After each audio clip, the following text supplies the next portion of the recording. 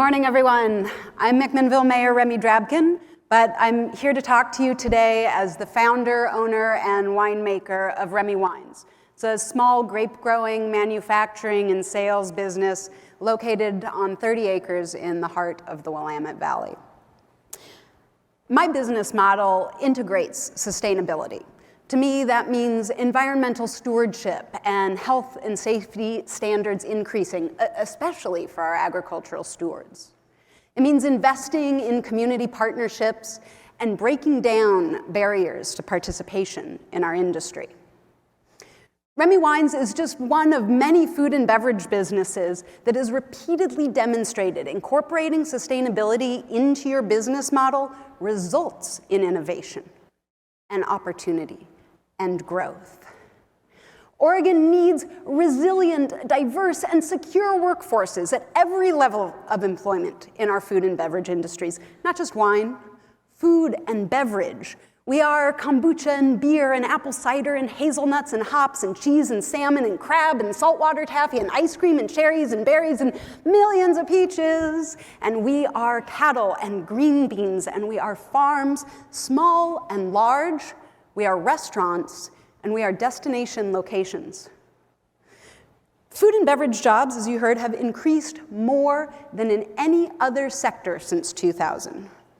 And not surprisingly, the data we have, it indicates that we are a workforce primarily of women and people of color.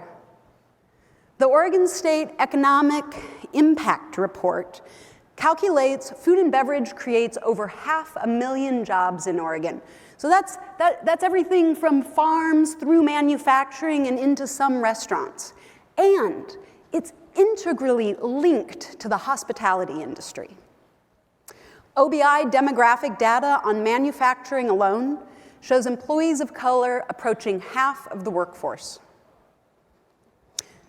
The growth potential of food and beverage areas, these small and medium towns, also means we're in a place to fix things before we break them, things that are very costly to fix later, like a workforce displaced by unaffordable housing. Business Oregon's 10-year innovation plan is built on the central premise that the continued economic vitality of our state's high quality of life rests on the ability to encourage innovation. Oregon has the opportunity to create a competitive difference over other states investing similarly. We do it by building sustainability into our investment strategies. Invest in previously underinvested communities through workforce development. Manage the gaps and reverberations of growth, especially in housing. Create pathways for diversity, equity, and inclusion. Design accessible spaces and informed spaces, and prioritize the environment. As we plan these intersections of government and business, we must also plan for equity.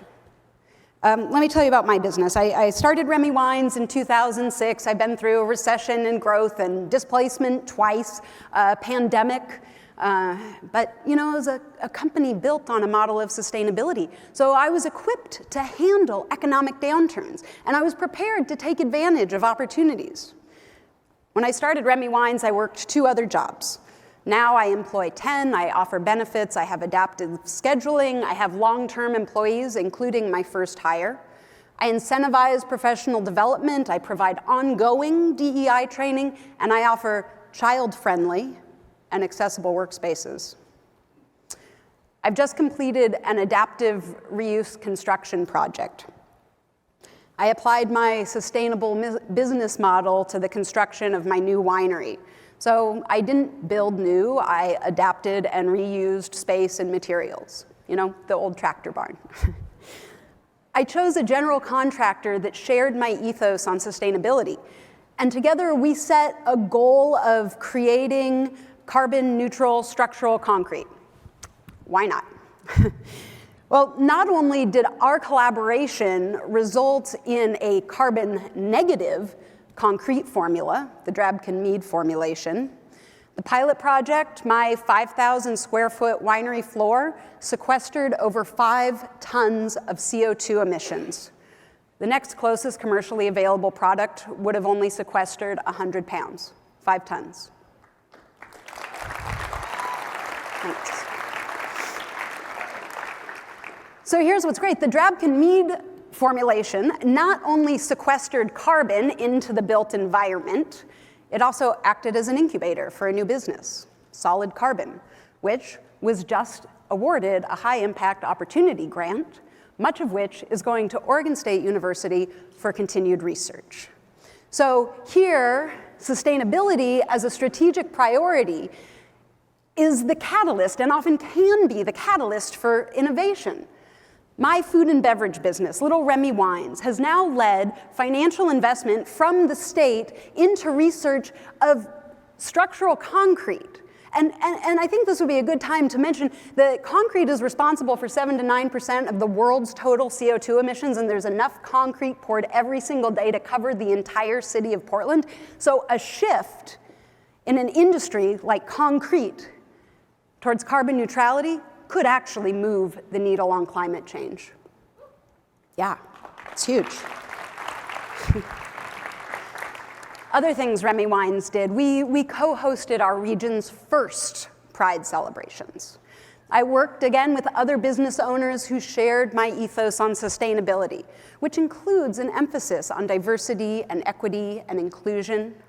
Now, this collaboration, after a short period of time, it became its own nonprofit called Wine Country Pride, which itself incorporated DEI by design.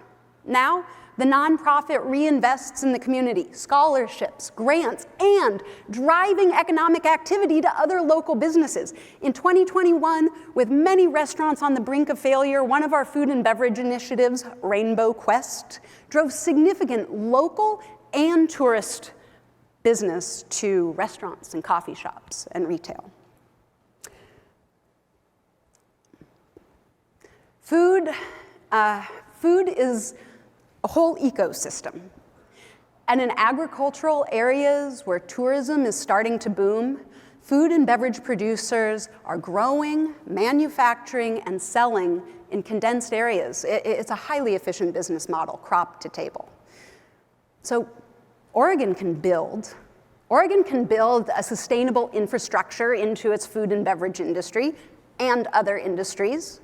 We can be the leader that sees higher returns and gets better investment because we are intentional.